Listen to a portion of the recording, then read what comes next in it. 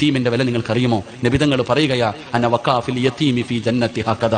ആരെങ്കിൽ ഞാൻ യതീമ, നബിതങ്ങൾ പറഞ്ഞു ഞാൻ യതീമ, യതീമിനെ സ്നേഹിക്കുന്നവർക്ക് സ്വർഗ്ഗമുണ്ടെന്നല്ല പറഞ്ഞത്, തന്റെ വിരല് ചേർത്ത് വെച്ചിട്ട് പറഞ്ഞു ഞാനും അവരും സ്വർഗ്ഗത്തിൽ ഇത്രയും അടുത്ത.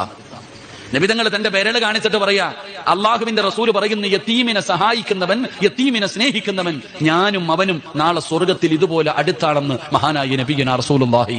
ഉറക്കെ പറ, മഹാനായ നബിയുനാ റസൂലുള്ളാഹി. നിങ്ങൾക്ക് യതീമിന്റെ മഹത്വം അറിയോ? പാപം പൊറുക്കണമെങ്കിൽ നമ്മളൊക്കെ ഒരുപാട് പാപം ചെയ്യുന്നവരാ. പെട്ടെന്ന് പാപം പൊറുക്കാനുള്ള വഴി മക്കത്ത് പോയിട്ട് ഹജറുൽ അസ്വദ് മുത്തിയാ മതി, എല്ലാ പാവവും അള്ളാഹു പുറത്തു തരും. അള്ളാഹു പോയി മുത്താൻ ഭാഗ്യം തരുമാറാകട്ടെ.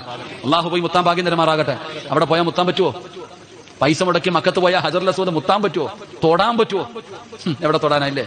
എന്റെ പ്രിയപ്പെട്ടവരെ, യതീമിന്റെ വില നിങ്ങൾക്കറിയോ? യതീമായ ഒരു കുഞ്ഞിന്റെ തലയിൽ കൈവച്ചിട്ട് ഇങ്ങനെ തടകണം.